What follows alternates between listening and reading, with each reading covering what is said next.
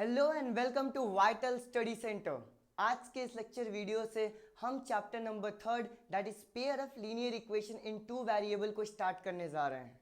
बहुत ज़्यादा वेट हो गया था, सेकेंड चैप्टर के बाद वीडियो नहीं आ रही थी, थोड़ा गले में प्रॉब्लम था एंड मुझे उम्मीद है कि अभी जो मेरी आवाज़ है बहुत ही क्लियर आपको आ रही होगी। ठीक है, चलो जरा स्टार्ट करते हैं वन बाय वन। लेकिन जैसा कि आपको पता है कि हम अगर कोई सा भी चैप्टर स्टार्ट करते हैं तो सबसे पहले उसके बेसिक्स को समझते हैं कि क्लास 8th में क्या था, क्लास 9th में था क्या था, ताकि हम चीज़ों को पॉइंट वाइज कनेक्ट कर सकें। ठीक है, पहले जरा पढ़ते हैं। देखो, सबसे पहले चैप्टर का नाम के बारे में जरा समझते हैं। क्या देके रखा हुआ है? Pair of linear equation in two variable. Pair का मतलब क्या होता है? तो पेयर का मतलब अगर मैं तुमसे पूछूंगा तो पेयर का मतलब क्या होता है? दो, यानी कि टू।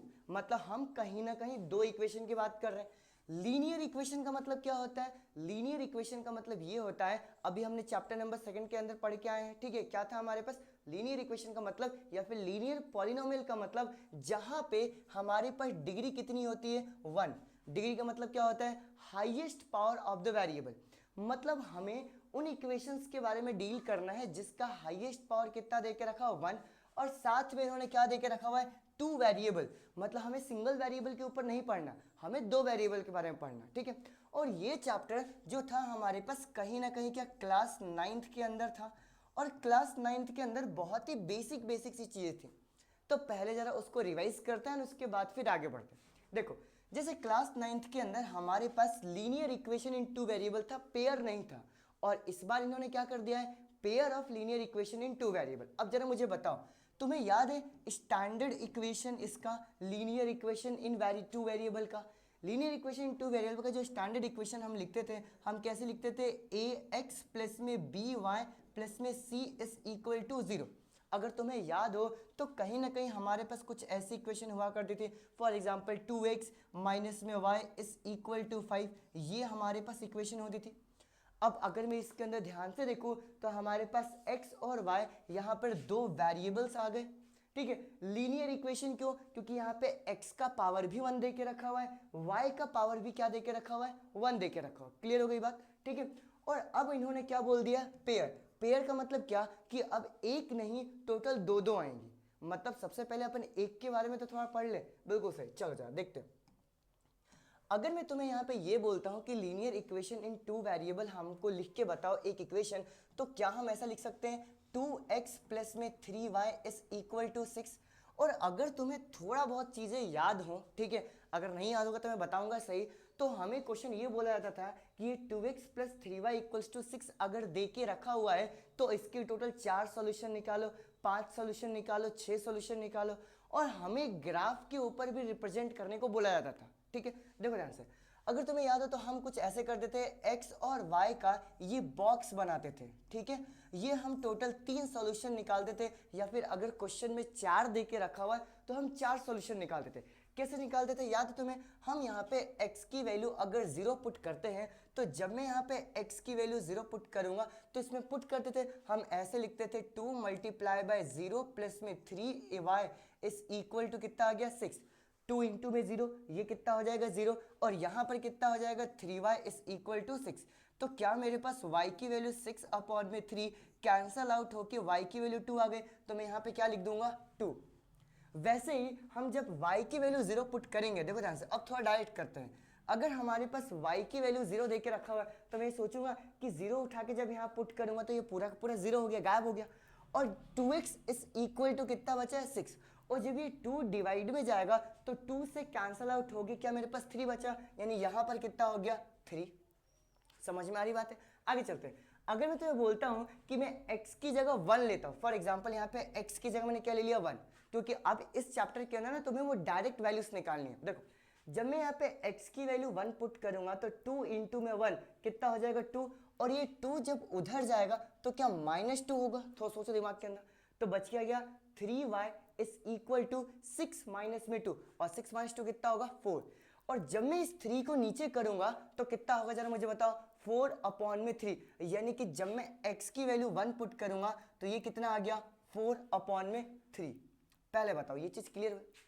और फिर हम क्या करते थे? इनको हम पॉइंट के ऊपर रिप्रेजेंट करते थे। कैसे रिप्रेजेंट करते हैं समझाता हूं, है ना, क्योंकि देखो ये बहुत ही बेसिक सी चीज है लेकिन समझना बहुत ज्यादा जरूरी है। देखो, मैंने यहाँ पर एक्स एक्सिस और वाई एक्सिस ड्रॉ कर दिया, ठीक है, और मैं एक एक सेंटीमीटर के ऊपर मार्क कर रहा हूँ। देखो यहाँ से ये 1 2 3 4 5 6, यहाँ पे भी 1 2 3 4 5 6, और इधर भी ले लेते हैं 1 2 3 4 5 6, और इधर भी 1 2 3 4 5 6 7। चलो अब पहला पॉइंट क्या देकर रखा हो 0,2, तो यहाँ पे क्या 0 हो गया, और 2 किधर जाऊंगा, ऊपर चले जाऊंगा, तो क्या ये वाला पॉइंट मेरे पास 0,2 होगा। थोड़ा सोचो। अगला पॉइंट क्या है 3,0, तो यहाँ पर 1 2 और 3, ये पॉइंट क्या आ गया मेरे पास 3,0, तो क्या मैं यहाँ पर ऐसे एक लाइन ड्रॉ कर दूं, जरा समझो। और ये वाला जो पॉइंट देकर रखा ना 1 4/3, ये भी 1 4/3 यहाँ पर आ जाएगा। मतलब ये जितने सारे पॉइंट्स देख के रखे हुए हैं, सारे के सारे पॉइंट इसी लाइन के ऊपर आने वाले हैं। चल मतलब अगर मैं थोड़ा सा क्विक रिवीजन करवाऊं, तो अगर हमारे पास एक लीनियर इक्वेशन इन 2 वेरिएबल देके रखा हुआ है, इसका सीधा सा मतलब क्या मैं ये समझूं कि अगर ये इक्वेशन है तो कहीं ना कहीं इससे जुड़ा हुआ एक लाइन भी होगा कार्टेशियन प्लेन के ऊपर। अगर मैं ड्रॉ करता हूं तो पहले बताओ ये चीज समझ में आया। और अगर यहां पर एक लाइन है और यहां पे एक इक्वेशन है, तो अगर मैं तुम्हें 2 इक्वेशन देता हूं, समझना क्या बोल रहा हूं, अगर मैं तुम्हें ऐसी 2 इक्वेशन देता हूं, तो 2 इक्वेशंस के बाद होगा क्या, यहां पे 2 इक्वेशन से 2 लाइंस बनेंगी। ठीक है, अगले वाले पेज पे बताता हूं। देखो अगर मैं तुम्हें बोलता हूं कि ये 2x प्लस में 3y इज इक्वल टू 6 देके रखा हुआ है, और मैं यहां पे लिखता हूं 2x प्लस में 5y इज इक्वल टू 10 देके रखा हुआ है, तो तुम जरा मुझे ये बताओ, क्या अगर 2 अलग अलग इक्वेशंस देके रखी हुई हैं, तो जब मैं लाइंस ड्रॉ करूंगा, तो ड्रॉ करने के बाद भी हमारे पास टोटल 2 लाइंस ड्रॉ होंगी। एक ही कार्टेशियन प्लेन पे करना है, ध्यान समझना है ना, ये हमारे पास एक ही कार्टेशियन प्लेन पे करना है। अब अगर मैंने तुमसे ये पूछा कि एक ही कार्टेशियन प्लेन के ऊपर मुझे ड्रॉ करना है, तो लाइंस कैसे कैसे दिख सकती हैं, इसका मतलब क्या कि मुझे वो जो लाइंस ड्रॉ करूंगा ना, वो किस किस तरीके से हो सकती है। तो हमारे दिमाग के अंदर आएगा कि वो जो 2 लाइंस है वो कहीं ना कहीं एक दूसरे को क्रॉस कर सकती है, समझो ध्यान से ना, या फिर वो दोनों की दोनों लाइन एक दूसरे के पैरेलल हो सकती है, हो सकता है ना, पॉसिबिलिटी है अगर मैं ड्रॉ करता हूं तो, या फिर वो दोनों की दोनों लाइन एक के ऊपर एक हो सकती है। यहां पे एक लाइन इधर बना दिया और इसी के ऊपर मैंने एक लाइन और ड्रॉ कर दिया। मतलब अगर हम कहीं ना कहीं 2 लाइंस बनाते हैं, तो 2 लाइंस को ड्रॉ करने की या फिर कार्टेशियन प्लेन के ऊपर आने की पॉसिबिलिटी टोटल 3 टाइप से, या तो वो एक दूसरे को इंटरसेक्ट करेंगे, या तो वो एक दूसरे के पैरेलल रहेंगे, या फिर वो एक के ऊपर एक आएगी। पहले बताओ ये चीज समझ में आ रही है, क्योंकि अभी ये ग्राफिकल रिप्रेजेंटेशन हमसे पूछा जाएगा। ठीक है, अब मैं तुम्हें वो ये पूछता हूं कि जो हमने 2 इक्वेशन यहां पर लिख के रखी हुई है, देखो ध्यान से, ये 2x plus 3y is equal to 6, 2x plus 5y is equal to 10, तुम्हारे हिसाब से ये जो दोनों की दोनों इक्वेशंस हैं, अगर मैं इसका ग्राफ बनाता हूं, तो एक दूसरे को इंटरसेक्ट करेंगी कि पैरेलल होंगी कि एक के ऊपर एक आएगी, इसको कोइंसिडेंट बोलते हैं। तो क्या तुम बता पाओगे? तो तुम बोलोगे भैया बता तो देंगे, लेकिन इसमें थोड़ी सी मेहनत लगेगी। मेहनत कैसे लगेगी? मेहनत ऐसे लगेगी कि ये जो हमारे पास दे के रखा हुआ है इक्वेशन, आप तो इसके x और y के पॉइंट्स बनाओ, समझ में आ रहा? जैसे हमने यहां पर किया था, इसलिए भी बता के चल रहा हूं, है ना। आगे चलते हैं। दूसरा, ये जो हमारे पास इक्वेशन दे के रखा हुआ है, इसके भी x और y के अलग अलग पॉइंट्स बनाओ, ठीक है, समझना। और फिर ना ये कार्टेशियन प्लेन के ऊपर ड्रॉ करते हैं, एंड ड्रॉ करने के बाद पता चल जाएगा कि ये एक दूसरे को इंटरसेक्ट करेंगे कि पैरेलल होंगे कि एक के ऊपर एक आएंगे। तो मैंने क्या बोला कि यार तुम्हें नहीं लगता कि ये जो मेथड कर रहे हैं है तो बिल्कुल सही, मुझे कोई इश्यू नहीं है, लेकिन अगर मैं इसको करने जाऊंगा तो बहुत ज़्यादा समय लग जाएगा। आंसर है हाँ बिल्कुल, अगर मैं इसको करने लग गया तो बहुत ज़्यादा क्या हो जाएगा, समय लग जाएगा। तो हमने सोचा क्या, नहीं, इसके लिए हम थोड़ी सी दूसरी मेथड समझेंगे। हालांकि करना ये भी है, इससे भी पता चल जाएगा, नो डाउट एट ऑल, लेकिन तुम्हें लगता है ये बहुत लेंदी हो जाएगा। लेंदी की वजह से हमने थोड़े से ऑब्जर्वेशंस निकाले और कुछ एक पॉइंट्स निकाला, ठीक है, वो ट्रिक निकाली। वो ट्रिक अभी तुम्हें बताऊंगा, ठीक है, जस्ट 2 मिनट के बाद। ये 2 मिनट पहले जरा आप चीज़ें समझते हैं। मतलब वापस चलते हैं पीछे। बेस हमारे पास क्या था, pair of linear equation in two variable. हमने समझा कि ऐसी इक्वेशन को हम क्या बोलते हैं, pair of linear equation in two variable. इसका ग्राफ ड्रॉ करना सीखा और सीखने के बाद हम थोड़े से चीज़ों को सोच रहे हैं कि अगर दो इक्वेशंस देके रखी हुई हैं तो दो लाइंस बनेगा, और मुझे अब पता ये लगाना है कि लाइंस इंटरसेक्ट करेंगी कि नहीं करेंगी। डन, पॉइंट वाली बात समझ में आए? आगे बढ़ते हैं, देखते जाओ। ठीक है, अब हम यहाँ पे स्टैंडर्ड इक्वेशन लिखने स्टार्ट कर रहे हैं। देखो ध्यान से, अब अगर तुम चाहो तो यहाँ से नोट्स बना सकते हो। देखो, मैं अगर तुमसे ये पूछूं कि स्टैंडर्ड इक्वेशन क्या होता है, किस चीज़ का, स्टैंडर्ड इक्वेशन ऑफ पेयर, चलो हटाते हैं अभी इसको, पेयर हटाते हैं, लीनियर इक्वेशन का लिखते हैं ना। स्टैंडर्ड इक्वेशन किस चीज़ का, standard equation of linear equation. ठीक है, तो मैं यहाँ पे क्या लिखूंगा, ये जो स्टैंडर्ड इक्वेशन होता है ये होता है ए एक्स प्लस में बी वाई प्लस में सी इज इक्वल टू 0। ठीक है, ए क्या होता है हमारे पास यहाँ पे, जरा मुझे बताओ। तो ए को हम बोलते हैं कोएफिशिएंट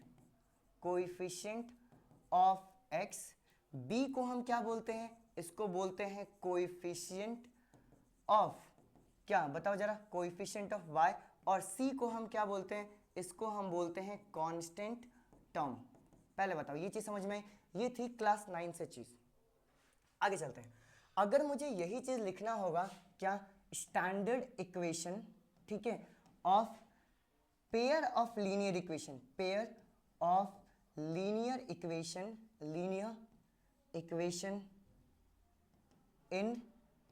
इन टू वेरिएबल। समझते जाना है ना, मैं लिखवा रहा हूँ, कॉपी में लिखते चलो मेरे साथ साथ ही। ठीक है, standard equation of pair of linear equation in two variable. तो क्या यही वाली वैल्यू आएगी, लेकिन क्योंकि दो इक्वेशन है तो हम रिप्रेजेंट करने का तरीका थोड़ा सा चेंज कर देंगे। कैसे करेंगे, हम बोलेंगे ये होगा a1x प्लस b1y प्लस में c1 is equal to 0। A B C तो coefficient of x, b coefficient of y, C constant term represent कर रहा है, लेकिन ये 1 1 1 क्या रिप्रेजेंट करेगा कि ये फर्स्ट इक्वेशन है, पेयर यानी कि दो लेके आनी है। और दूसरा मैं क्या लिखूंगा, ये लिखूंगा a2x प्लस में b2y प्लस में c2 is equal to 0। Done, clear होगी बात? कहाँ पे क्वेश्चन छोड़ा था मैंने, ये मैंने लिखवाना था, इसलिए मैंने बोला था कि 2 मिनट बाद बताता हूँ। कहाँ पे क्वेश्चन छोड़ा था, क्वेश्चन इस पे छोड़ा था कि अगर हमारे पास दो इक्वेशन देके रखी हुई है और मुझे ये पता लगाना हो कि वो एक दूसरे को इंटरसेक्ट करेंगी कि नहीं करेंगी, वो वाली चीज़ के ऊपर हम बात कर रहे थे। चलो देखो फिर से, तो मैंने यहाँ पे क्या बोला कि पहले इक्वेशन लिख लेते हैं, a1x प्लस में b1y प्लस में c1 इज इक्वल टू 0। ये हो गया a2x प्लस में b2y प्लस में c2 is equal to 0। Clear हो गई बात? 1 बाय 1 में कंडीशंस याद करवाने की कोशिश करवाता हूँ, ठीक है, तुम्हें याद कर लेना अभी के अभी। हम क्या करेंगे, सबसे पहले जो भी इक्वेशन दे के रखेगा उसको किस फॉर्म में कन्वर्ट करेंगे, उसको करेंगे स्टैंडर्ड फॉर्म के अंदर कन्वर्ट। मतलब इक्वल्स टू जीरो हमारे पास होना ही चाहिए, तो हमने इसको स्टैंडर्ड फॉर्म के अंदर क्या कर दिया, कन्वर्ट कर दिया।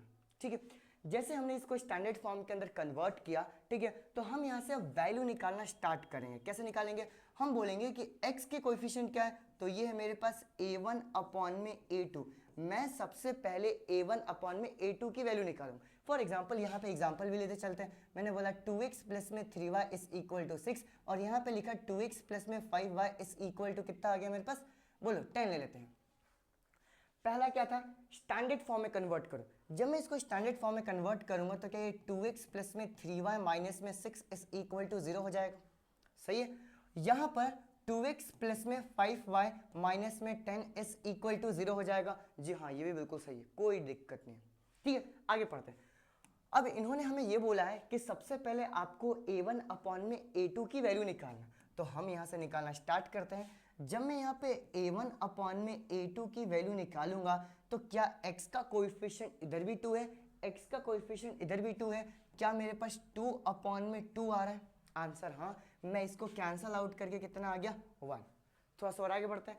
a1 अपॉन में a2 निकालने के बाद आपको निकालना है b1 अपॉन में b2। सही है, a1 अपॉन में a2, ये b1 अपॉन में b2, अगर ये एक दूसरे के इक्वल नहीं होते हैं, याद करो फिर से, a1 अपॉन में a2, b1 अपॉन में b2, अगर ये एक दूसरे के इक्वल नहीं होते हैं तो उस केस में जो लाइंस होगी हमारी क्या होगी, इंटरसेक्टिंग होगी। ठीक है, अब जरा यहाँ पे a1 अपॉन में a2 हमने 1 निकाल लिया। जब मैं यहाँ पर b1 अपॉन में b2 की वैल्यू निकालूंगा तो ये मेरे पास b1 अपॉन में b2 इज इक्वल टू क्या, मेरे पास 3 अपॉन में 5 देके रखा हुआ, और इसको तो मैं कैंसिल आउट भी नहीं कर सकता हूँ। तो क्या ये 1 और 3/5 इक्वल है क्या? आंसर नहीं, इक्वल नहीं है। तो मैं यहाँ पे क्या बोलूंगा कि a1 अपॉन में a2 is not equals to b1 upon में b2। इसका मतलब क्या कि मुझे नहीं पता कि ग्राफ कैसा बनेगा, लेकिन मुझे ये बात जरूर पता चल गई है कि इन दोनों का अगर मैं ग्राफ पे बनाऊंगा तो ये दोनों लाइन एक दूसरे को इंटरसेक्ट करेंगी किसी एक पर्टिकुलर पॉइंट के ऊपर। ये मेन चीज थी, है ना। इसका मतलब क्या कि यहां पर हमारे पास अगर a1 अपॉन में a2 b1 अपॉन में b2 एक दूसरे के इक्वल नहीं होते हैं तो उस केस में लाइंस क्या होती हैं, इंटरसेक्टिंग होती है। हो सकता है कि इक्वल हो जाए, उस केस के अंदर इंटरसेक्टिंग नहीं होता है। ठीक है, चलो जरा करते हैं, आगे बढ़ते हैं। और वापस पीछे कहाँ थे, देखो अब हमने क्या बोला, इसी को पीछे कर लें क्या, चलो इसी के ऊपर करते हैं ना। यहाँ पे हमारे पास मैंने तुम्हें क्या बोला कि अगर हमारे पास a1 अपॉन में a2, समझना क्या, a1 अपॉन में a2 is equal to b1 upon में b2 आ जाता है तो उस केस में मैं c1 अपॉन में c2 भी निकालूंगा। फिर से समझाता हूँ, है ना, आगे चलता है। देखो और आगे चलते हैं। देखो मैं यहाँ पे क्या बोल रहा हूँ कि अगर तुमने a1 अपॉन में a2 निकाला, ये इक्वल आ जाता है b1 अपॉन में b2 के, तो उसी केस में तुम्हें c1 अपॉन में c2 निकालना है। अदरवाइज c1 अपॉन में c2 निकालने की कोई जरूरत नहीं है। तो जब हम ये c1 अपॉन में c2 निकालेंगे तो ये इक्वल नहीं भी हो सकता है और ये इक्वल हो भी सकता है। तो अगर यहाँ पर ये इक्वल नहीं होता है c1 अपॉन में c2 के, तो जो दोनों लाइंस रहेंगी वो क्या रहेंगी, हमारे पास पैरेलल रहेंगी। इसको याद करो जरा। पहला वाला क्या बताया था, a1 अपॉन में a2 is not equals to b1 upon में b2, लाइंस एक दूसरे के इंटरसेक्टिंग रहेंगी। a1 अपॉन में a2 equals to b1 upon में b2 is not equals to c1 upon में c2 अगर होता है तो लाइंस हमारे पास क्या होंगी, पैरेलल। और अगर ये तीनों के तीनों इक्वल हो जाते हैं a1 अपॉन में a2, ठीक है, आगे चलते हैं, is equal to b1 upon में b2 is equal to c1 upon में c2, तो उस केस में लाइंस क्या होंगी, एक दूसरे के ऊपर आ जाएंगे। मतलब इसी को हम क्या बोलते हैं, कोइंसिडेंट। इसका मतलब हम बिना ग्राफ बनाए ये बात पता लगा सकते हैं कि जो लाइंस होंगी वो एक दूसरे को इंटरसेक्ट करेंगी, कि पैरेलल होंगी, कि कोइंसिडेंट होंगी। सम अप करते हैं हर एक चीज को जरा। देखो ग्राफ बना के, है ना, देखो देखो यहाँ पे मैं एक टेबल बनाता हूँ तुम्हारे लिए, ठीक है, और इस टेबल के अंदर हम हर चीज को सम अप कर लेंगे। ठीक है, तुम भी जरा यहाँ पे टेबल बनाने की कोशिश करो, मतलब टेबल बनाने की कोशिश क्या करो, टेबल बनाओ। चलो देखो पहला जो हाँ तुम्हें यहाँ पे डालना है, तुम्हें ये डालना है रेशियोज। ठीक है, जो हमने अभी रेशियोज निकाले हैं a1 अपॉन में a2 वाला। दूसरा जो हमारे पास कॉलम आएगा वो क्या आएगा, क्या आएगा बताओ जरा मुझे, ये आएगा ग्राफिकल रिप्रेजेंटेशन। ग्राफिकल रिप्रेजेंटेशन मैं याद करवा दूंगा, डोंट वरी, ग्राफिकल रिप्रेजेंटेशन। ठीक है, तीसरा जो आएगा वो आएगा हमारे पास सॉल्यूशन, कि टोटल कितने सॉल्यूशन होते हैं। और जो चौथा आएगा इसको हम बोलते हैं कंसिस्टेंसी। ठीक है, कंसिस्टेंसी बताऊंगा अभी क्या होता है हमारे पास, ये क्या होता है, कंसिस्टेंसी। चलो देखो पहला मैंने तुम्हें क्या बताया था, पहला मैंने ये बताया था कि अगर मैं a1 अपॉन में a2 निकालूंगा तो ये not equals to b1 upon में b2 होगा। अब तुम्हें समझ में आ गया होगा कि a1 a2 b1 b2 क्या है। ठीक है, चल अगर ये एक दूसरे को क्या बोलते हैं, इक्वल नहीं होते हैं, तो ग्राफिकल रिप्रेजेंटेशन जब मैं ग्राफ के ऊपर रिप्रेजेंट करूंगा तो ये जो लाइंस होंगी ये क्या हो जाएंगी, इंटरसेक्टिंग। तो यहाँ पे क्या लिख रहा हूँ, ये हो जाएगा इंटरसेक्टिंग। ठीक है, और इंटरसेक्टिंग से तुम्हें ये याद रखना है कि ये एक दूसरे को क्या कर रही है, इंटरसेक्ट कर रही है। क्वेश्चन ये आता है कि कितने पॉइंट के ऊपर इंटरसेक्ट कर रही है, आंसर है एक पॉइंट के ऊपर इंटरसेक्ट कर रही है। तो इन दोनों इक्वेशंस का जो हम इक्वेशंस निकालेंगे, उन दोनों इक्वेशंस का अगर मैं कॉमन सॉल्यूशन देखने जाऊं, कॉमन सॉल्यूशन का मतलब क्या होता है, कॉमन सॉल्यूशन का मतलब ये होता है कि जो दोनों इक्वेशंस को सेटिस्फाई करे ऐसी x और y की वैल्यू, ठीक है। तो उसको हम सॉल्यूशन देखने जाएंगे। तो क्योंकि ये एक पॉइंट के ऊपर इंटरसेक्ट कर रहा है, इसीलिए इसको हम लिखते हैं यूनिक सॉल्यूशन, यूनिक, या फिर हम ऐसा लिखते हैं वन सॉल्यूशन। वन सॉल्यूशन का मतलब ये हो गया एक ही सॉल्यूशन आएगा। अब कंसिस्टेंसी क्या चीज होती है? कंसिस्टेंसी बेसिकली एग्जिस्टेंस वर्ड तुमने सुना होगा, ठीक है, कि कोई चीज हमारे पास सच में एग्जिस्ट करती है कि नहीं करती है।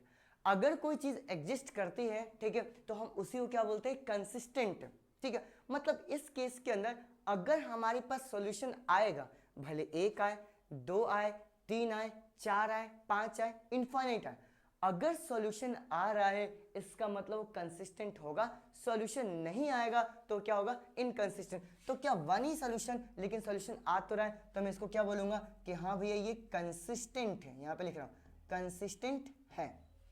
देन क्लियर हो गई बात? यहां पे मार्क कर देता हूं। चलो याद करते हैं, a1 अपॉन में a2, b1 अपॉन में b2 इंटरसेक्टिंग होगा, मतलब ऐसे क्रॉस याद रखना है। यूनिक सॉल्यूशन या फिर वन सॉल्यूशन होगा, या फिर अगर सॉल्यूशन आ रहा है तो उसको हम क्या बोलेंगे? कंसिस्टेंट। अब दूसरा बताओ जरा मुझे, दूसरा क्या था? दूसरा हमारे पास था कि अगर ये a1 अपॉन में a2 is equal to b1 upon में b2 is not equals to c1 upon में c2 होता है, तो उस केस में हम क्या बोल रहे थे कि जो लाइंस होंगी वो क्या हो जाएंगी? पैरेलल। यहां पे लिख रहा हूं लाइंस क्या होंगी हमारे पास? पैरेलल। पैरेलल का मतलब क्या? ये दोनों एक दूसरे के ऐसे पैरेलल हो जाएंगे। समझ में आ गया? जैसे ये पैरेलल होंगी तो क्या ये कहीं पे इंटरसेक्ट कर रही है? नहीं। जब ये कहीं पर इंटरसेक्ट नहीं कर रही है तो इसका एक भी सॉल्यूशन नहीं आएगा। हम क्या बोलेंगे? नो सॉल्यूशन, ठीक है। एक भी सॉल्यूशन नहीं आएगा, एक भी कॉमन आंसर नहीं होगा, क्योंकि वो एक दूसरे को इंटरसेक्ट ही नहीं कर रही है। पॉइंट समझ में आ गया? आगे चलते हैं। क्या ये कंसिस्टेंट होगा? आंसर है इनकंसिस्टेंट होगा। इनकंसिस्टेंट क्यों होगा जरा मुझे बताओगे? इनकंसिस्टेंट, इनकंसिस्टेंट इसलिए होगा क्योंकि इसका एक भी सॉल्यूशन नहीं आ रहा है, और जब एक भी सॉल्यूशन नहीं आ रहा है तो ये क्या हो जाएगा? इनकंसिस्टेंट। ये भी याद हो गया। आगे बढ़ते हैं, लास्ट वाली चीज जरा याद करते हैं। लास्ट वाला क्या था? लास्ट वाले के अंदर तीनों हमारे पास इक्वल होगा। कितना हो गया? a1 अपॉन में a2 is equal to b1 upon में b2 is equal to c1 upon में c2। जब हमारे पास ये तीनों के तीनों इक्वल होते हैं, यहाँ पर ड्रॉ कर देता हूँ, देखो, जब हमारे पास ये तीनों के तीनों इक्वल होते हैं तो उस केस में हम क्या बोलते हैं जरा मुझे बताओ कि लाइंस क्या होंगी? को इंसिडेंट। यहाँ पे लिख रहा हूँ को इंसिडेंट।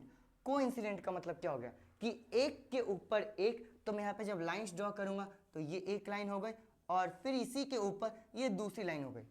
अच्छा जरा मुझे बताओ ये कितने पॉइंट्स के ऊपर मिल रही है? तो ये हर एक पॉइंट्स के ऊपर मिल रही है, तो सारे के सारे सॉल्यूशन होंगे। तो मैं क्या बोलूंगा कि इसके टोटल कितने सॉल्यूशन होंगे? Infinite, infinite many solution. ये हो गया मेरे पास इनफाइनाइट मिनी सॉल्यूशन, ठीक है। और सॉल्यूशन तो आ रहा है ना, भले इनफाइनाइट है, तो कंसिस्टेंसी में क्या बोलूंगा कि ये क्या होगा हमारे पास? कंसिस्टेंट, कंसिस्टेंट, ठीक है। जल्दी से जरा इसको लिखो, कंप्लीट करो, वीडियो पॉज करो, ठीक है, पूरा पूरा लिखो या फिर स्क्रीनशॉट ले लो, बाद में लिखना, ठीक है। याद करते हैं जरा इसको। देखो अब मैं फिर से तुम्हें बोल रहा हूँ, इसको रटना नहीं। अगर रटने लग जाओगे तो नहीं याद होगा। कैसे याद करना है? हमें रेशो से याद करना है, एक दूसरे को रिलेट करके याद करना। कैसे? देखो हमने क्या बोला? रेशो अगर एक दूसरे के इक्वल नहीं हुए तो इंटरसेक्टिंग होगा। कितने पॉइंट पे इंटरसेक्ट करेगा? एक पॉइंट पे। सॉल्यूशन कितना होगा? एक। सॉल्यूशन आ रहा है तो कंसिस्टेंट। आगे चलते हैं। a1 upon a2 b1 upon b2 is not equal to c1 upon c2। Lines क्या होंगी? पैरेलल। एक भी पॉइंट पे नहीं मिलेंगी, कोई सॉल्यूशन नहीं होगा, सॉल्यूशन नहीं आएगा, इनकंसिस्टेंट। आगे चलते हैं। तीनों इक्वल हुआ तो एक के ऊपर एक आ जाएंगे लाइन, जिसको क्या बोलते हैं? को इंसिडेंट, ठीक है। और लाइंस क्या? सॉल्यूशन कितने होंगे? इनफाइनाइट सॉल्यूशन होंगे, और अगर सॉल्यूशन आ रहे तो ये क्या होगा हमारे पास? कंसिस्टेंट। समझ में आया? ठीक है, ये बहुत ज़्यादा इंपॉर्टेंट है। इसके ऊपर बहुत सारे क्वेश्चन पूछे जाते हैं, एक दो नहीं, बहुत सारे क्वेश्चन पूछे जाते हैं। अब जरा आगे समझते हैं। जो हमें इस चैप्टर के अंदर पढ़ना है ना, बेसिकली वो सबसे ज़्यादा इसको पढ़ना है, ये वाला पोर्शन को सबसे ज़्यादा पढ़ना है, ठीक है। मैं यहाँ पे मार्क कर देता हूँ। ये वाला पोर्शन को सबसे ज़्यादा इसलिए पढ़ना है क्योंकि जब भी हमें ग्राफिकल रिप्रेजेंटेशन को या फिर ग्राफिकल सॉल्यूशन पूछेगा तो ग्राफिकल सॉल्यूशन के अंदर हमें मैक्सिमम क्वेश्चन इसी के हैं, यूनिक सॉल्यूशन को एक दूसरे को क्रॉस होते हुए। अदरवाइज तो कंसिस्टेंसी का भी क्वेश्चन आएगा, ध्यान रखना। ठीक है। उसके बाद हमसे ये ग्राफिकल पैरेलल होगा, कोइंसिडेंट होगा, इंटरसेक्टिंग होगा, ये भी पूछा जाएगा। ठीक है। बाकी ओवरऑल हमें सॉल्यूशन निकालना है, तो ये इसी के सॉल्यूशंस निकालना है ग्राफिकल रिप्रेजेंटेशन के अंदर। ठीक है। अपनी कहानी को थोड़ा सा और आगे करते हैं। देखो अभी तक हमने कितना पढ़ लिया है। देखो अभी तक हमने सिर्फ इतना पढ़ा है कि pair of linear equation into variable का मतलब क्या होता है। पहली चीज हमें इसको ऐसे रिप्रेजेंट करते हैं। आगे चलते हैं। हमने ये पढ़ा कि अगर कोई सा भी ग्राफ दे के रखा हो, कोई सी भी इक्वेशन दे के रखी हो, तो उसका कहीं ना कहीं एक लाइन एग्जिस्ट करता है। हमने ये पढ़ा। उसके बाद फिर मैंने तुम्हें ये बताया कि अगर दो इक्वेशन आ जाएगी तो हमारे पास दो लाइंस भी रहेंगे। दो लाइंस एक दूसरे को या तो इंटरसेक्ट कर सकती हैं, या तो पैरेलल हो सकती हैं, या फिर एक के ऊपर एक आ सकती हैं। ठीक है। ये मैंने बताया स्टैंडर्ड इक्वेशन को हम कैसे लिखते हैं। और अगर दो इक्वेशन आ गए तो इसको हम बोल देते हैं फर्स्ट इक्वेशन, इसको हम बोल देते हैं सेकंड इक्वेशन। इसको हमें स्टैंडर्ड फॉर्म के अंदर समझा। आगे चलते हैं। फिर मैंने तुम्हें ये याद करवाया कि a1 अपन में a2, b1 अपन में b2 ये कैसे होता है, लाइंस कब इंटरसेक्ट करती है। और ये जो मैं तुम्हें समझा रहा था, ठीक है, कहाँ गया, उसी का मैंने यहाँ पे पूरा का पूरा एक चार्ट बना दिया। पहले बताओ इतना समझ में आया। अब थोड़ी सी कहानी को अपन आगे करते हैं। ठीक है। देखो सॉल्यूशन निकालने पे है ना, solution of pair of linear equation. Solution का मतलब क्या होता है? जब भी ये solution of pair of linear equation के बारे में बात करता है ना, तो वो तुमसे ये पूछना चाह रहा है कि अगर हमारे पास दो इक्वेशन दे के रखा हुआ है 2x प्लस में 5y इज इक्वल टू 10 या फिर 2x प्लस में 3y इज इक्वल टू 6, तो इन दोनों के इंडिविजुअली क्या इनफाइनाइट मेनी सॉल्यूशन होंगे? क्यों इंडिविजुअली? इंडिविजुअली का मतलब ये हो गया कि इसका अगर निकालने जाऊंगा तो x और y के मैं अलग अलग पॉइंट्स पुट करके y की ढेर सारी वैल्यू निकाल सकता हूं।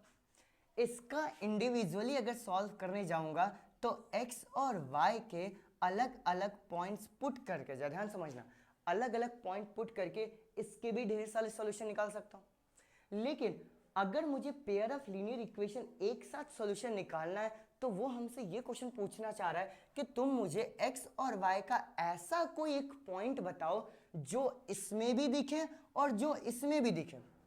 मतलब हमें इन दोनों का एक कॉमन सॉल्यूशन निकालना रहता है। पॉइंट समझ में आया? वो जो कॉमन सॉल्यूशन रहता है, जब हम ग्राफ को रिप्रेजेंट करते हैं तो जितने पॉइंट्स के ऊपर मिलते हैं वो सारे के सारे क्या होते हैं? कॉमन पॉइंट, या फिर हम normally solution of pair of linear equation भी बोलते हैं। फिर से रिपीट कर रहा हूं, है ना, फिर सुनो। दो इक्वेशन है, ग्राफ बनाऊंगा, दो ग्राफ बनेंगे। इंडिविजुअली अगर देखने जाऊं तो इनफाइनाइट सॉल्यूशन आ सकते हैं, लेकिन अगर मुझे इन दोनों को मिक्स करना है तो इन दोनों का मुझे एक कॉमन सॉल्यूशन चाहिए रहता है। समझ में आ गया? वो जो कॉमन सॉल्यूशन रहता है वो कॉमन सॉल्यूशन होता है जब ये लाइंस एक दूसरे को इंटरसेक्ट करती हैं। जितने पॉइंट पे इंटरसेक्ट करती है वो सारे के सारे इसके क्या होते हैं? सॉल्यूशन होते हैं। अब अभी हम पढ़ के आ रहे हैं जो इंटरसेक्टिंग लाइंस होती हैं वो एक ही पॉइंट पे इंटरसेक्ट कर रही है, तो वो जो पॉइंट का एक्स कोऑर्डिनेट वाई कोऑर्डिनेट जो पॉइंट रहता है वही इसका क्या होता है? सॉल्यूशन। इसका मतलब क्या कि जब मैं ऐसे लाइंस को एक दूसरे को इंटरसेक्ट करवा रहा हूं तो ये जो पॉइंट होता है ना, ये कहीं ना कहीं एक्स को वाई से रिप्रेजेंट होगा। तो ये एक्स और वाई की यही वाली क्या होती है? वैल्यू होती है। अभी और समझ में आएगा जब अपन क्वेश्चंस करेंगे। अभी हम बहुत सारे जब सॉल्यूशन करेंगे तो हमें ये समझ में आएगा ये चीज। ठीक है, आगे चलते हैं। तो ये pair of linear solution of a pair of linear equation का मतलब ही क्या होता है कि लाइंस जहां पे इंटरसेक्ट कर रही है, ठीक है, मुझे वो पॉइंट बता दो। अब या तो इंटरसेक्टिंग लाइन रहेगा तो एक पॉइंट के ऊपर इंटरसेक्ट करेगा, अगर हमारे पास पैरेलल लाइन है तो उसका तो कोई सॉल्यूशन ही नहीं आएगा, और जब लाइंस एक दूसरे के ऊपर आ जाएंगी, कोइंसिडेंट होगा, तो उसके इनफाइनाइट मेनी सॉल्यूशन हो जाएंगे। तो सबसे यूनिक कौन सा बच रहा है? सबसे यूनिक हमारे पास ये एक ही बचेगा। वो कौन सा बचेगा जरा मुझे बताओ? वो हमारे पास बचेगा यूनिक सॉल्यूशन वाला, इंटरसेक्टिंग लाइंस वाला। डन? इसका मतलब क्या कि अगर मुझे सॉल्यूशन निकालना रहता है तो सॉल्यूशन हम दो अलग अलग तरीके से निकालते हैं। ठीक है, एक होता है हमारे पास ग्राफिकल मेथड, ठीक है, एक होता है हमारे पास एल्जेब्रिक मेथड। एल्जेब्रिक मेथड के अंदर एक और दो होते हैं। फिर समझाता हूं। ग्राफिकल मेथड का मतलब यह है कि मैं ग्राफ के ऊपर रिप्रेजेंट करूंगा और रिप्रेजेंट करके इसका क्या निकालूंगा? सॉल्यूशन निकालूंगा। एल्जेब्रिक मेथड क्या होता है कि मुझे ग्राफ के ऊपर रिप्रेजेंट करने की जरूरत नहीं पड़ेगी, मैं सीधे उनको सॉल्व करके निकाल लूंगा। समझ में आ गया? अभी आज हम थोड़े से ग्राफिकल मेथड के ऊपर बात करेंगे, ठीक है। इन दोनों के बारे में, जो सब्स्टिट्यूशन मेथड और एलिमिनेशन मेथड है, इसके बारे में हम थोड़ा बाद में लेटर ऑन बात करेंगे। डन? क्लियर होगी बात? चलो जरा आगे बढ़ते हैं। ग्राफिकल मेथड के ऊपर बात करते हैं। देखो एग्जाम्पल से ही करना स्टार्ट करते हैं, ज्यादा बेहतर रहेगा, ठीक है। देखो क्वेश्चन हमारे पास क्या देके रखा हुआ है, check graphically whether the pair of equation, ये दो अलग अलग इक्वेशन है, एंड सॉरी ये जो पेयर ऑफ इक्वेशन देके रखा हुआ है आर कंसिस्टेंट, ये एंड नहीं आएगा, is consistent if so solve them graphically. समझते चलो। देखो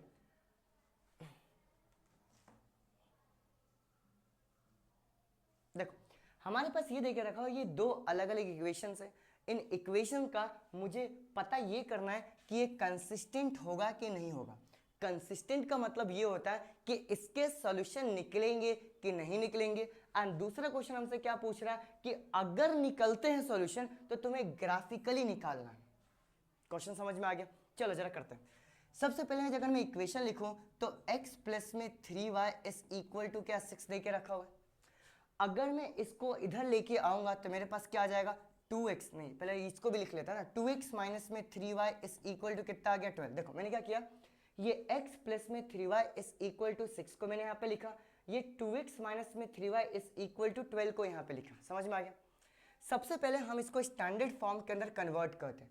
जब मैं इसको स्टैंडर्ड फॉर्म के अंदर कन्वर्ट करूंगा तो क्या ये x प्लस में 3y माइनस में 6 इज इक्वल टू 0 हो गया, और 12 को जब इधर लेके आऊंगा तो कितना आ गया 2x माइनस में 3y माइनस में 12 इज इक्वल टू कितना आ गया 0।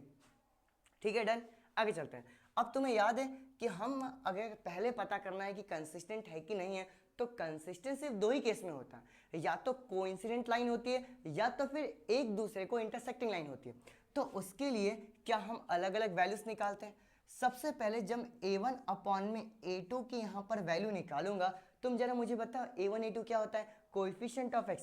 तो x का कोएफिशिएंट क्या है यहाँ पर 1 अपॉन में, यहाँ पे x का कोएफिशिएंट क्या है 2, तो a1 अपॉन में a2 की वैल्यू क्या आ गया 1 अपॉन में 2। आगे चलते हैं। जब मैं यहाँ पर b1 अपॉन में b2 की वैल्यू निकालूंगा तो b1 xy का कोएफिशिएंट कितना देके रखा हुआ है 3 अपॉन में, यहाँ पे y का कोएफिशिएंट क्या देके रखा हुआ है -3, ये कैंसल आउट हो कितना आ गया -1। क्या ये दोनों इक्वल है? आंसर है नहीं। तो हम यहाँ पे क्या बोलेंगे कि a1 अपॉन में a2 is not equals to b1 upon में b2। पहले बताए, क्लियर हुआ? तो लाइंस कैसी होंगी, तो मैं यहाँ पे बोलूंगा इंटरसेक्टिंग लाइंस होंगे, इंटरसेक्टिंग लाइंस। ठीक है, लिखो इसका आंसर लिखते चलो। और अगर ये इंटरसेक्टिंग लाइंस होंगी, ध्यान समझना, तो एक दूसरे के ऊपर एक दूसरे को एक पॉइंट के ऊपर इंटरसेक्ट करिए, और अगर इंटरसेक्ट करिएगा तो सॉल्यूशन भी आएगा, और अगर सॉल्यूशन आएगा तो इसका आंसर क्या हो जाएगा, इसका आंसर हो जाएगा कंसिस्टेंट। ये भैया कंसिस्टेंट होगा। दिख रहा है नीचे का? बिल्कुल सही। इसका मतलब क्या कि जो हमसे पूछा गया था कि कंसिस्टेंट होगा कि नहीं होगा, आंसर कंसिस्टेंट होगा। और अगर कंसिस्टेंट होगा तो मुझे ग्राफिकली सॉल्व करना। पहले बताओ एक सॉल्यूशन आएगा कि इनफाइनाइट मेनी सॉल्यूशन आएगा? ऑब्वियस सी बात है, इसके हमारे पास एक ही सॉल्यूशन आएगा क्योंकि ये दोनों इक्वल नहीं है। याद आ रहा? ग्राफ तुमने बनाया होगा अपनी कॉपी के अंदर, चेक करना। चलो देखो, अब हमें इसको सॉल्व करना है वन बाय वन। देखो क्या देके रखा हमारे पास, तो ये देके रखा हुआ है x प्लस में 3y इज इक्वल टू 6। सही है, देखो पीछे कहाँ गए, x plus 3y is equal to 6। आगे चलते हैं। दूसरा क्या देके रखा हुआ है 2x minus 3y, 2x minus में 3y इज इक्वल टू कितना आ गया 12। मुझे इसको ग्राफिकली सॉल्व करना। जब मुझे इसको ग्राफिकली सॉल्व करना है तो मुझे यहाँ पे पॉइंट्स चाहिए।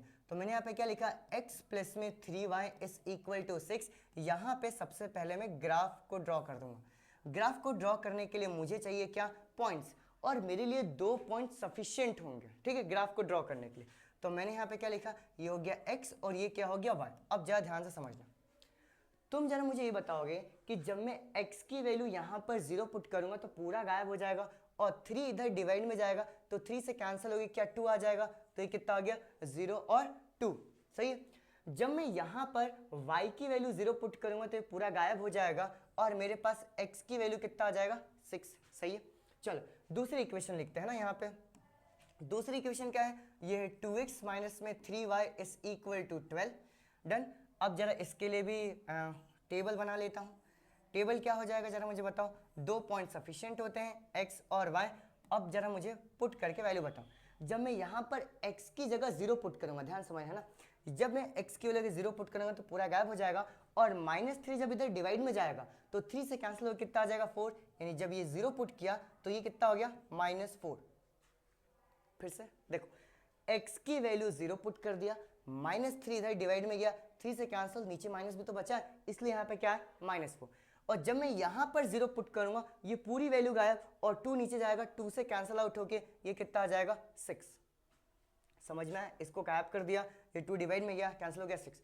और तुम यहाँ से भी आंसर निकाल सकते हो। देखो एक कॉमन सोल्यूशन आएगा क्या यहाँ पे, दिख रहा, लेकिन अपने को ग्राफ ड्रॉ करके बताना है तो अपन ग्राफ ड्रॉ करना ही पड़ेगा। देखो सॉल्यूशन पहले ही आ गया, सॉल्व करने से पहले ही। देखो तो मैंने यहाँ पर ड्रॉ कर दिया क्या, x एक्सिस, ठीक है। मैंने यहाँ पे क्या ड्रॉ कर दिया, y एक्सिस। अरे बिल्कुल सीधी लाइंस बन गई, कोई बात नहीं। चलो देखो यहाँ पे कितना हो गया, 1 2 3 4 5 6 7 8 9 10। यहाँ पर भी 1 2 3 4 5 6 7 8 9 10। अच्छा यहाँ पे मैं ऐसे अंदाजे से ड्रॉ कर रहा हूँ, तुम्हें जो ड्रॉ करना है ना, ध्यान रखना 1-1 सेंटीमीटर का ड्रॉ करना है ना। आगे चलते हैं, ये कितना हो गया, 1 2 3 4 5 6 7 8 9 10। अगली बार से ग्राफ लेके आऊंगा, 1 2 3 4 5 6 7 8 9। चल पॉइंट डिनोट करना स्टार्ट करते हैं। 0 2 ढूंढो, ये 0 x एक्सिस के ऊपर, ये 0 2 1 और 2, क्या ये वाला पॉइंट हो गया, ठीक है। आगे चलते हैं, अरे आगे चलते हैं। दूसरा पॉइंट हमारे पास क्या है, 6 0। ये देखो पहले 6 जाएंगे x एक्सिस के ऊपर, 1 2 3 4 5 6। देखो फिर से एक बार चेक कर लो, 1 2 3 4 5 6, सही है। और ये वाला भी हमारे पास पॉइंट था। चलो नेक्स्ट, अब क्या करें, ये इन दोनों को जरा ज्वाइन कर देते हैं। तो जब मैं इन दोनों को ज्वाइन करूंगा तो ये हमारे पास ऊपर तक ज्वाइन हो गया, ठीक है। ये स्ट्रेट लाइन आएगा, है ना, बस ध्यान रखना। चलो दूसरा हमारे पास क्या है, 0 -4 ड्रॉ करते हैं। 0 -4, ये हो गया 0 -4, 1 2 3 4, ये वाला हमारे पास पॉइंट हो जाएगा। आगे चलते हैं, दूसरा पॉइंट क्या है, 6 0। अगेन ये 6 0 यही वाला पॉइंट आएगा, ठीक है। तो जब मैं इन दोनों को ज्वाइन करूंगा तो ये हमारे पास आ गया नीचे तक। डन। अब इसको थोड़ा सा ग्राफ को सजा देना, ठीक है। ये 1 2 3 4, ये 1 2 3 4, ये -1 -1 2 -3, और इधर भी नीचे लिख लेना। हम इस लाइन के ऊपर इस लाइन की इक्वेशन लिखते हैं, ठीक है। तो इस लाइन की इक्वेशन हमारे पास क्या है, ये मेरे पास x प्लस में 3y इज इक्वल टू 6। और इस लाइन की इक्वेशन हमारे पास क्या हो जाएगी जरा मुझे बताओ। इस लाइन की इक्वेशन है 2x minus 3y is equal to कितना आ गया 12। अब तुम जरा मुझे बताओगे ये कौन से पॉइंट के ऊपर इंटरसेक्ट करेगा। तो मुझे पता चल गया कि ये इस पॉइंट के ऊपर इंटरसेक्ट कर रहा है। और ये वाले पॉइंट का लोकेशन क्या है, तो मैं बोलूँगा यहाँ से 1 2 3 4 5 6, ये है मेरे पास 6,0। तो मैं यहाँ पे ये बोलूँगा कि अगर मैंने इसको ग्राफिकली सॉल्व किया है तो ग्राफिकली यहाँ ऊपर कॉर्नर में लिख रहा हूँ आंसर, तुम नीचे लिखना है ना। ये कॉर्नर में आंसर जरूर लिख रहा हूँ लेकिन तुम्हें नीचे लिखना है।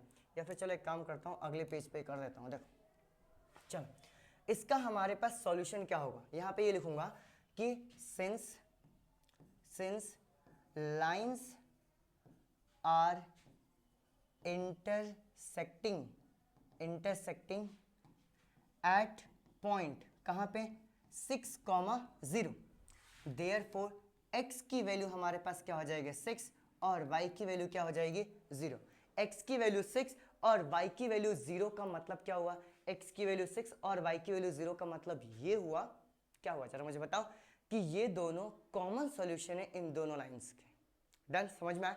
आगे चलते हैं नेक्स्ट क्वेश्चन की तरफ। 2 क्वेश्चन और है, बस एग्जांपल अपन कंप्लीट करेंगे, उसके बाद फिर एंड करेंगे। देखो, graphically find where the following pair of equation has no solution, unique solution और infinite many solution। अब graphically तो हम फाइंड आउट नहीं करेंगे, तो बहुत ज़्यादा समय बर्बाद हो जाएगा। हम सीधे a1 अपॉन में a2, a2 अपॉन में b1 अपॉन में b2, c1 अपॉन में c2 की वैल्यू निकाल के सॉल्व कर लेंगे। देखो, अब क्या ये ऑलरेडी स्टैंडर्ड फॉर्म के अंदर दे के रखा हुआ है, तो पहले मैं पता करूंगा इसका सॉल्यूशन आ सकता है कि नहीं आ सकता। तो जब मैं यहाँ पर a1 अपॉन में a2 की वैल्यू निकालूंगा तो क्या ये 5 अपॉन में 3 हो जाएगा। ध्यान से देखो, 5 अपॉन में 3, बिल्कुल सही। जब मैं यहाँ पर b1 अपॉन में b2 की वैल्यू निकालूंगा तो तुम जरा मुझे बताओ क्या ये -8, ये देखो ये -8 अपॉन में -24/5 हो जाएगा क्या? ये देखो -8 अपॉन में -24/5, और ये 5 जब ऊपर जाएगा तो पहले तो ये माइनस माइनस कैंसिल हो गया, तो b1 अपॉन में b2 is equal to 8 into में 5 अपॉन में 24 हो गया, और 8 से ये 3 टाइम्स में कैंसिल होके मेरे पास b1 अपॉन में b2 की वैल्यू कितना हो गया? 5 अपॉन में 3। ये पॉइंट क्या समझ में आया? ठीक है, आगे चलते हैं। मतलब ये दोनों इक्वल हो गए, तो मुझे यहाँ पे c1 अपॉन में c2 भी निकालना पड़ेगा। कितना आ गया मेरे पास? 1 अपॉन में 3/5। 5 जब ऊपर जाएगा तो c1 अपॉन में c2 की वैल्यू क्या हो जाएगी? 5 अपॉन में 3 है। 5 अपॉन में 3 आ गया। ये भी देखो ध्यान से, जब ये तीनों के तीनों वैल्यू हमारे पास इक्वल हो गई तो मैं यहाँ पे क्या बोलूँगा? जरा ध्यान से देखो, मैं यहाँ पे बोलूँगा कि कहाँ गया मैं यहाँ पे बोलूँगा कि a1 अपॉन में a2 is equal to b1 upon में b2 is equal to c1 upon में c2। समझ में आ गया? और जैसे ही हमारे पास ये तीनों के तीनों पॉइंट्स हमारे पास इक्वल हुए, समझना ध्यान से ना, तो मैं क्या बोलूँगा कि देयरफॉर दे हैव क्या? Infinite many solution. पहले बताओ समझ में आ गया? और अगर मुझे ग्राफिकली समझाऊं तो एक चीज और जरा समझने की कोशिश करना कि जो 5x, देखो यहाँ पे लिखता हूँ, एक इक्वेशन क्या है? 5x माइनस में 8y कितना है? 5x minus 8y plus 1 is equal to 0। And दूसरी इक्वेशन क्या है? 3x, ये है मेरे पास 3x माइनस 24 अपॉन में 5y प्लस कितना है? प्लस 3/5, ये प्लस 3/5 इज इक्वल टू 0। अब एक और चीज जरा समझने की कोशिश करना कि अगर मैं इसको सॉल्व करूंगा ना, सुनना है ना, तो क्या अपॉन में 1 लेके इसका एलसीएम ले सकता हूँ 5? सोचो थोड़ा सा क्या कर रहे हैं अपन। जब मैं एलसीएम लूंगा तो 5 इधर मल्टीप्लाई होगा, तो 5 3 कितना आ गया? 15x माइनस इधर कितना आ गया? 24y प्लस में 3 इक्वल्स टू 0, और ये 5 उधर जाए क्या हो जाएगा? 0। यानी कि ये हो गया मेरे पास 15x माइनस में 24y प्लस में 3 इक्वल्स टू कितना आ गया? 0। और इस इक्वेशन के अंदर अगर मैं 3 से डिवाइड करता हूँ, क्योंकि मुझे थोड़ा सा इजी करना है, अगर मैं 3 से डिवाइड करता हूँ तो क्या ये भी मेरे पास 5x माइनस में 8y प्लस में 1 इज इक्वल टू 0 आ गया? देखो ये जो सेकंड वाली इक्वेशन है और ये जो फर्स्ट वाली इक्वेशन है, ये दोनों के दोनों क्या है मेरे पास? सेम। और यही मेन रीजन आता है कि जब हम लाइंस को ड्रॉ करते हैं तो एक के ऊपर एक आ जाता है। पॉइंट समझ में आया क्या बोलना चाह रहा हूँ? यही मुझे तुम्हें समझाना था। डन। अब क्या इसका अगर ग्राफ बनाने को बोला जाए तो ग्राफ बना लोगे? ठीक है, आगे बढ़ते हैं नेक्स्ट क्वेश्चन की तरफ। देखो हाँ, ये बढ़िया क्वेश्चन है, ये बढ़िया क्वेश्चन है। क्यों ये बढ़िया क्वेश्चन हमारे पास इसलिए है क्योंकि सबसे पहले हमको वर्ड प्रॉब्लम समझना पड़ेगा। वर्ड प्रॉब्लम क्या दे के रखा हुआ है, उसके इक्वेशन बनानी पड़ेगी, एंड उसके बाद फिर मुझे इसको सॉल्व करना है। ठीक है, चलो अपनी हिम्मत बनाए रखें। ठीक है, हम क्वेश्चन करते रहेंगे क्योंकि हम ऑलरेडी काफ़ी ज़्यादा लेट हो चुके हैं। देखो पढ़ते हैं क्वेश्चन दिख रहा है ना? देखो, Champa went to a sale to purchase some pants and skirt. Champa गई, उसको कुछ पैंट्स खरीदने थे और कुछ स्कर्ट्स खरीदने थे। ठीक है, शर्ट गलत बोल दिया, स्कर्ट्स। आगे चलते हैं। When her friend asked her how many of each she had bought, she answered, उसने क्या आंसर किया? The number of skirt, ध्यान से देखना है ना, the number of skirt is 2 less than twice the number of pants। ये बहुत इंपॉर्टेंट लाइन है। ठीक है, purchase also the number of skirt is 4 less than 4 times the number of the pants purchased। Help her friend to find the how many pants and skirt are there। देखो बहुत ही बेवकूफ़ लड़की है, सीधे सीधे बता देती है ना। देखो चंपा गई, कुछ खरीद के लेके आई। ठीक है, उसकी फ्रेंड ने पूछा कि जरा मुझे ये बताओ कितने पैंट खरीदे और कितने स्कर्ट खरीदे। ठीक है, समझना है ना। तो उसने क्या बोला? उसने सीधे आंसर नहीं दिया, है ना, बोलते ना सीधे मुंह आंसर करना, उसने सीधे मुंह आंसर नहीं किया। उसने बोला कि जितने मैंने स्कर्ट खरीदे हैं, ठीक है, वो कितने हैं, तो अगर मैं ट्वाइस करता हूँ पैंट का और उसमें से 2 माइनस करता हूँ तो उतने स्कर्ट खरीदे। और फिर उसने बोला कि और एक और सुन ले, है ना, दूसरी पहेली उसने बताया। दूसरी पहेली क्या बताया कि जो स्कर्ट्स है ना, अगर तू पैंट्स का 4 टाइम्स करेगी, उसमें से 4 माइनस करेगी, तो भी हमारे पास स्कर्ट पता लगा सकता है। समझाता हूँ। ओवरऑल मुझे पता क्या करना है? मुझे पता करना है नंबर ऑफ स्कर्ट्स और नंबर ऑफ पैंट्स कितने होंगे। तो हमने यहाँ पे लेट किया। हमने क्या लेट किया कि लेट नंबर ऑफ स्कर्ट्स, ठीक है ध्यान समझना, number of skirts is equal to x, and फिर हमने क्या लेट किया कि लेट नंबर ऑफ पैंट्स, ये हो गया pants, number of pants is equal to y. फिर हम क्या बोलेंगे, अकॉर्डिंग टू क्वेश्चन, जो हम क्वेश्चन देख रहे हैं उसके अकॉर्डिंग, अगर देखिए अकॉर्डिंग टू क्वेश्चन बोलते हैं इसको, देखो पहले लाइन, पहली पहेली ऐसे समझ लो, number of skirt is, number of skirt कितना है x, number of skirt is, आगे चलते हैं, टू लेस देन, दो कम है, मैंने बोला -2, किससे कम है, twice the number of pants, twice the number of pants यानी कि 2 गुना करके। ये इक्वेशन कैसे बना समझ में आया, number of skirt is 2 less than twice the number of pants, ये हमारे पास क्या हो गए फर्स्ट इक्वेशन, बिल्कुल सही। दूसरा उसने क्या बोला, दूसरा क्या बोला, also the number of skirt, again number of skirt, दिख रहा number of skirt is 4 less, 4 कम, -4 less than 4 times of, 4 times of क्या, number of pants purchased. 2 equation हमारे पास बन गए, ये क्या हो गया सेकंड इक्वेशन। अब मुझे इन दोनों इक्वेशन को ग्राफिकली सॉल्व करके नंबर ऑफ पैंट्स और नंबर ऑफ स्कर्ट्स का पता लगाना है। चलो जरा करते हैं, स्टार्ट करें। एक काम करते हैं, अगले पेज पे करते हैं। देखो सबसे पहले इक्वेशन लिखता हूँ, x माइनस में 2y कितना है, x माइनस 2y नहीं है, x माइनस 2y नहीं है भैया, इट इज ऑल। देखो ये है x equals to 2y minus 2, ये हो गया x equals to 2y minus में 2। सबसे पहले क्या मैं इसके x और y के पॉइंट्स निकाल लूँ, बिल्कुल सही, यहाँ पर मैं निकालता हूँ। ये हो गया मेरे पास x, ये क्या हो गया मेरे पास y। तुम जरा मुझे बताओ, अगर मैं x की वैल्यू 0, x की वैल्यू 0 नहीं रखते हैं, एक काम करते हैं y ही पुट कर देते हैं। चलो देखो अगर मैं यहाँ पर कहाँ, अगर y की वैल्यू अगर मैं 0 पुट करता हूँ तो x ऑटोमेटिक क्या मेरे पास -2 हो जाएगा। ध्यान समझो, मैंने क्या बोला, यहाँ पर y की वैल्यू 0 पुट किया तो ये पूरा गायब हो गया, x की वैल्यू कितनी हो गई -2। और अगर मैं यहाँ पर y की वैल्यू 1 पुट करूंगा, देखो ध्यान से, y की वैल्यू अगर 1 पुट करूंगा तो 2 - 2, ये x की वैल्यू कितनी हो जाएगी 0। बिल्कुल आसान सा। आगे चलते, दूसरी इक्वेशन क्या थी हमारे पास, x equals to 4y minus में 4। अब यहाँ पर x और y के पॉइंट्स निकालते हैं क्योंकि मुझे ग्राफ बनाना, ठीक है। देखो ये हो गया मेरे पास x और ये क्या हो गया मेरे पास y। चलो करते हैं जरा, जब मैं यहाँ पर y की वैल्यू 0 पुट करूंगा, y की वैल्यू 0 पुट करूंगा, x की वैल्यू क्या -4 आएगी, समझो। और जब मैं यहाँ पर y की वैल्यू 1 पुट करूंगा, ध्यान समझना, क्या मेरे पास x की वैल्यू 0 आएगी, बिल्कुल सही। अब जरा ग्राफ को ड्रॉ करते हैं 1 बाय 1।